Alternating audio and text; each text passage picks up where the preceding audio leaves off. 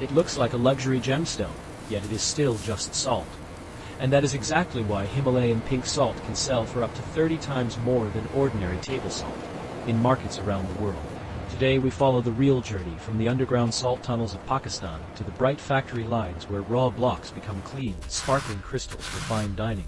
Deep beneath the mountains, miners cut ancient salt from walls that formed when prehistoric oceans vanished, leaving behind layers that time locked into stone.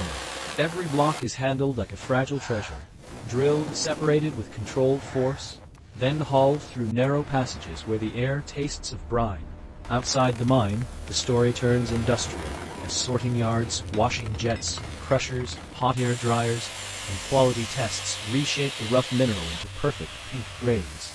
And for the most dramatic transformation, solid blocks are cut and sculpted into glowing salt lamps, the signature icon of spas and high-end decor. Stay with Agriculture Insight. Follow the channel, and let's uncover how a simple crystal becomes one of the world's most coveted luxuries. Our journey begins in Pakistan's Salt Range, where the world's most famous pink salt is carved from an ancient underground deposit. Despite the nickname Himalayan, these crystals are mined far from the snowy peaks, in tunnels that run like hidden veins through the hills. Long before humans existed, prehistoric seas evaporated, and thick salt layers were pressed and preserved for hundreds of millions of years. Inside the mine, the first thing you notice is the air. It feels cool, heavy, and faintly bright, as if the ocean never truly left. Lamps on helmets reveal walls that shiver from pale ivory to soft blush, with rose streaks like frozen sunrise inside stone. Miners move carefully through narrow corridors, because here the goal is not speed, it is protecting the crystal structure of each block. Instead of ripping the rock apart, like many quarries do, teams rely on drilling and controlled separation, so the salt breaks cleanly. A worker plants his feet, steadies the tool, and bores deep into the wall, while another checks the alignment by eye and experience. When the wall finally releases, huge salt blocks loosen from the face, and the tunnel fills with a brief storm of dust and echoes. The mine is shaped by the room and pillar method, where massive salt columns are left behind as natural supports for the mountain above.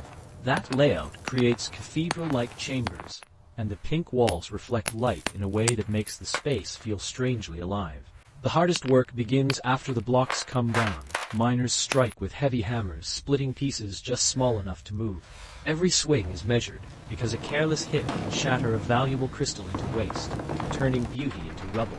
Sweat builds fast in the salty air, and the labor feels relentless as the team drags each piece toward the waiting minecarts. On narrow tracks, the carts roll out of the darkness, carrying the day's harvest toward sunlight, and the first stage of sorting. Outside, a stockyard becomes a transit hub, where workers stack the blocks into mounds and read the color like a quality map. Clearer, more uniform pieces are separated for culinary salt, while darker, vein-streaked blocks are set aside for crafts and decor. Before any factory machine touches the mineral, human hands make the first decisions, defining which crystals will become luxury on the table. From the stockyard, loaders tip selected salt blocks onto a conveyor, and the factory line begins with a final human check under bright inspection lights. Workers reject pieces with muddy veins, deep cracks, or blotchy tones, because a single bad block can contaminate an entire batch downstream. The accepted crystals enter a high-pressure washing tunnel, where clean water jets strip away dust from drilling and transport, without soaking the salt for long.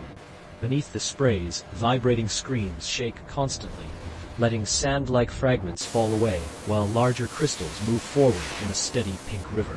The cleaned blocks drop into heavy crushers, where steel jaws close with slow force, breaking the salt into fist-sized chunks that machines can handle safely. Next, industrial grinders spin at high speed, shaving the chunks into uniform granules, and the sound becomes a constant metallic roar inside the plant. Operators adjust the screens by product grade, because a fine dining mill wants delicate grains, while spa crystals demand larger, jagged shards. Freshly ground salt still carries moisture on the surface, so it travels into a sealed drying chamber, where hot air circulates evenly through every grain. Temperatures are kept controlled, hot enough to remove water, yet gentle enough to protect the crystal's natural structure and the signature rosy color. As the salt exits the dryer, it passes through cooling airflow, so it will not reabsorb humidity the moment it meets open air in the packaging hall. Optical scanners and sorting systems then check color consistency, separating pale, clean pink crystals from darker pieces that belong in non-culinary lines. At this stage, quality control becomes the factory's shield, with sampling protocols designed to confirm purity, moisture limits, and particle size targets. Because natural mineral deposits can contain trace heavy metals, export-ready batches are routinely tested to ensure they meet food safety requirements. The factory does not call the pink hue a miracle. It is simply chemistry, with iron oxide staining the salt in delicate tones that buyers recognize instantly. Once approved, the salt flows into sterile packing stations where automatic weighers portion it into retail bags, food service sacks, or bulk export loads. Seals clamp shut with heat and pressure, labels lock in traceability, and each lot number ties the finished product back to a specific shift and day. What began as rough stone in a dark tunnel is now a clean, consistent ingredient, ready for kitchens that demand uniform taste and texture. And the final irony remains. The process is built on ordinary sodium chloride, yet the story, the rarity of color, and the craft are what create the luxury. While culinary salt is measured in grades, the most iconic products begin with whole blocks, because a solid crystal can be turned into a glowing object. In a separate workshop zone, forklift arms place heavy pink slabs onto cutting tables, where hardened alloy blades spin with a steady mechanical hum.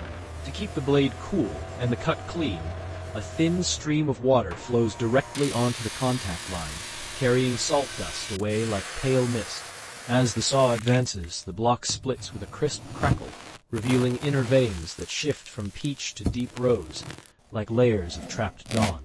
Workers inspect the faces for fractures, because lamp-grade blocks must stay intact, strong enough to be drilled and hollowed without collapsing.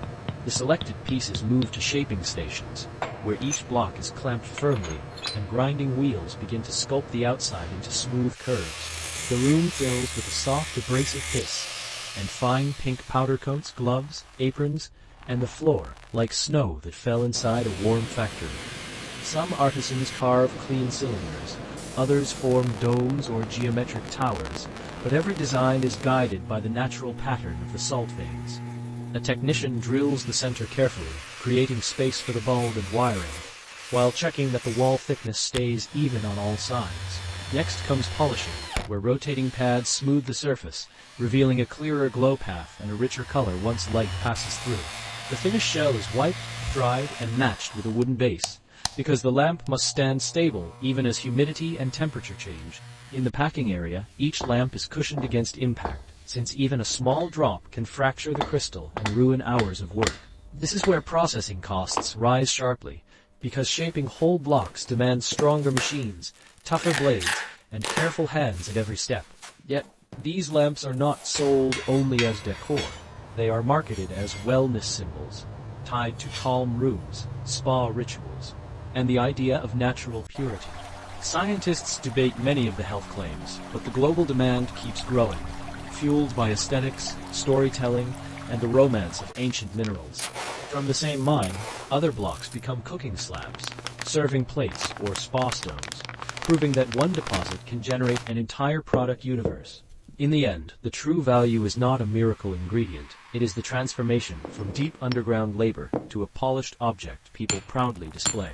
And when the lamp finally glows, it carries a quiet reminder that this pink light began as ocean water, lost to time, and found again by human hands. After traveling from dark mine tunnels to bright factory lines, Himalayan Pink Salt ends its journey in two worlds.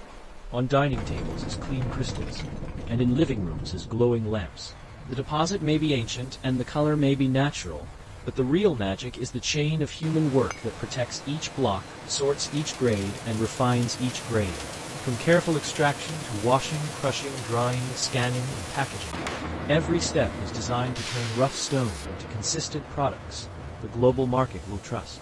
And while many health claims remain debated, the fascination continues, because people do not just buy salt, they buy a story of deep time and rare beauty.